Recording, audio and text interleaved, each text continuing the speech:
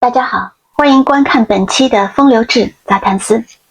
抖音上有个影片，是一个发着39度高烧的19岁外卖小哥，在凌晨3点顶着寒风骑车，然后含泪向父母道歉，反省自己没有好好读书的视频。让我们来看看这段影片的播放。爸妈，儿子对不起你们，现在凌晨3点还顶着39度的高烧在外面跑外卖。我早知道我就好听你们的，我好好上学，好好读书。我真的好后悔当初为什么没有好好读书，为什么自己现在没有知识，没有文化。我呢14岁就辍学了，现在在跑美团外卖，一天工作14个小时左右。因为去年创业亏了一笔钱，那是父母给自己带的。现在就是生活过得不怎么好，视频那些都是自己的亲身感触。谁让自己选择这条路呢？就算今天我是趴着还是跪着，我也要把它走完。我上大学的时候打工做过市场调查、商场促销和家教，一边发烧一边还遭到拒绝的心情，我太理解了。所以这段影片我看着很心酸。我相信不光是国内出生的，现在哪怕是身在海外的华人，也有非常多是被至少要大学毕业这句话拴着长大的。那是很多华人家庭的黄金铁律，相信学历是通往一个体面人生的必经途径。虽然我本人是个大大咧咧的妈妈，但我在中国的时候，周围很多父母会把焦虑、期待、恐惧与爱全都集中在孩子的学业上。我记得我小的时候不太热衷学业，我爸爸就曾经指着环卫工人对我说，你不好好读书，以后就干这个。那时候我的表情是不屑。我们都知道家长为什么会说这句话，是在为孩子的人生敲响警钟，是自我为是的想用极端的例子恐吓他现实的残酷，但却未曾发现，不光时代已经变了，我们其实从小就在很多观念上有着认知偏差，甚至是劣势。那是一种根深蒂固的文化遗产，是在无形中代代复制的价值观模板，早已在我们的语言里、反应里、教育方式里沉淀成了习惯。我们从小的教育究竟是不够的，或者是不准的，因为现在我更关心的是我的孩子们想成为什么样的人，他们快乐吗？他们的价值观正常吗？因为说到底，我们真正能给孩子的，不是一条通往成功的直线指令，而是一套能在任何环境下不迷失自我、不妄自菲薄的正确认知。认知才是一个人的底气，也是他们接触世界时的护身符。我先生的一位朋友是日本一家餐厅的老板。有一天，一位穿着考究的中国客人走进店里，站在吧台前让朋友为他翻译，对他说，你知道我是谁吗？只要你今天招待的让我满意，我会在这里花很多钱。面对这番话，那位老板却波澜不惊，淡淡地回道，如果你非得被特别对待才会满意，那我建议你现在就可以离开这间餐厅。那位中国客人听到后是怎样的反应，我先生的朋友并没有多说，但在海外生活过的人大概都懂他为什么会这么回答。日本重视的是礼仪、秩序、尊重与自我克制，而不是凭着声音有多大，消费力有多强。从不会因为你的财富而额外卑微，也不会因为你的地位高就违背公平原则。对那位日本老板来说，餐厅不只是谋生手段，更是他人格与信念的延伸。他知道自己的价值是他用对专业的坚守与对食物的尊重来赋予的，而不是靠他人的施舍。在日本，哪怕花再多的钱，如果缺了份真诚的欣赏，都比不上一句朴实的美味しい来的尊重。那位中国客人把消费力与地位画上等号，把好服务曲解成有求必应，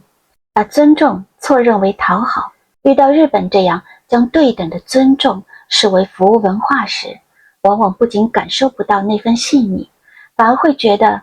不够热情，不够顺从。这其实不是服务水准的差异，而是认知层面的错位与文化视角的偏差。如果一个人认为我付了钱，不只是买了你的产品和服务，我还买下了你的伺候，甚至比那些花得少的客人更优越，那他就永远不懂什么叫做人格之间的对话，也无法理解什么叫做自身品格所散发出来的魅力。真正的尊重来自他人对你内在修养、处事分寸与思想厚度的认可，从来不是针对你的身份、地位乃至财富。我还记得在很久以前，新闻曾经报道过一件事，有中国人在德国小镇旅游时迷路，于是他就向当地人问路，由于说不明白，当地人就直接开车把他送到了目的地。这种经历以前我们来日本旅游的时候也遇到过，这种超乎预期的善意让他感动不已，于是他把这段经历写在了自己的微博上，广为流传。但后来的发展却令人唏嘘，越来越多的中国游客知道这件事后，便开始在海外模仿问路，明明知道怎么去，却假装迷路，只为博得一段免费的车程。渐渐的，当地人发现了这些套路，就不再愿意开车送中国或者亚洲游客了。这种原本真诚的善意，最终被人性的算计与贪婪消耗殆尽。当好意被滥用，文明共识就会被侵蚀。当人们身处这样的环境，把走捷径、占便宜、玩得转规则，甚至擦边作弊当成一种优越或者聪明，那社会就会发展成诚信被看作天真，制度被视为可欺，法律是用来对付的，规则是看谁能钻的。而当我们看到外国人不这么做，反而守规则讲诚信时，最多的一个论调是外国人傻。这种所谓的中国人的聪明对比外国人的傻愣，我们似乎能讲出一箩筐，但事实是，哪怕你学历再高，若不懂尊重规则，学历也给不了你尊重。哪怕你学校排名再好，若无法与文明对话，名校也给不了你体面。真正学有所悟的人，才越有胸怀，也更有敬畏，不炫耀所学，而是尊重未学。现在的世界里， AI 能创作，能写代码，能翻译，能开车，能送外卖，还能答题解惑。从知识工作到体力劳动，越来越多的岗位正在被自动化演算法重塑，但 AI 无法掌握的是人类的情感、价值判断与道德直觉。真正不能被取代的是我们理解他人、做出选择、承担关系与建构意义的能力。在这样的未来中，学历仍然有价值，但不再是决定命运的核心筹码。真正拉开差距的是认知的深度、学习的速度，以及是否具备驾驭 AI 的能力。会用 AI 的人将远远超越只会背诵知识的人，懂得反思与转化输出的人才是未来世界的主角。问题不再是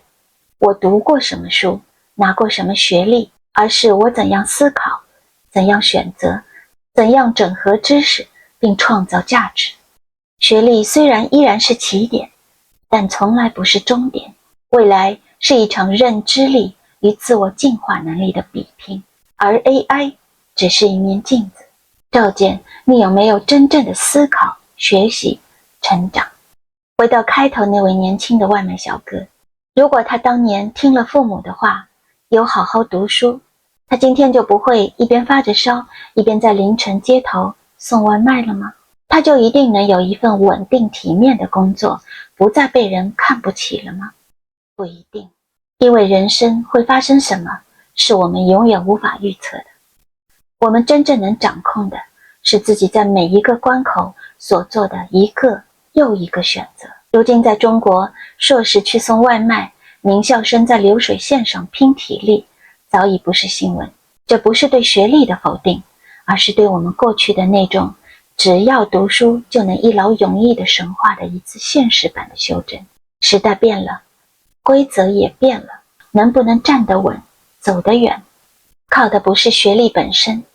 而是你是否能看清方向，踏实前行，是否能在人与事儿之间找到分寸，并在反复的碰撞中慢慢活成真正的自己。那些真正能撑得住风浪的人，往往不是学历最高的人，而是那些见识过世界，理解过挫折，还能保有信念与韧性的人。真正能保护一个人穿越时代风浪的，不是分数，不是头衔，而是价值观、见识、明辨是非的能力，以及在跌倒后依然能调整心态，重新站起来的那种心理弹性与自我修复力。所以当家长们在说你要好好读书的时候，更该补上一句，你还要学会怎样看世界，怎样认识自己，怎样在人前站稳脚步，在人后守住自我。所以如果是我的孩子，我到底希望他们能成为一个什么样的人？我希望他们能拥有自己的判断力，在众生喧哗中守住独立的思考，并能用语言清晰地表达出来。我希望他们在面对强权时能鼓起勇气，不卑不吭；在面对弱者时能懂得共情，体面善良；在面对选择时能守住原则，涵养心性；在面对失败时能总结经验，支持后勇。我希望他们知道，人生虽有众多的苦楚，但它也是关于认知、试炼、觉悟，以及最重要的，是一场关于爱的旅程。他们的未来当然会遭遇现实的教训，有些时候也不得不在生活和工作的压力前妥协或低头，但我希望他们能慢慢的靠内心的稳定与自尊站稳脚步，不迷失自己。如果他们能明辨是非，忠于内心，懂得尊重，愿意努力，那么无论是怎样的人生，我都会为他们深深骄傲。感谢您观看本期的风流志杂谈思，也欢迎您在评论区留言，与我分享你的观察与看法。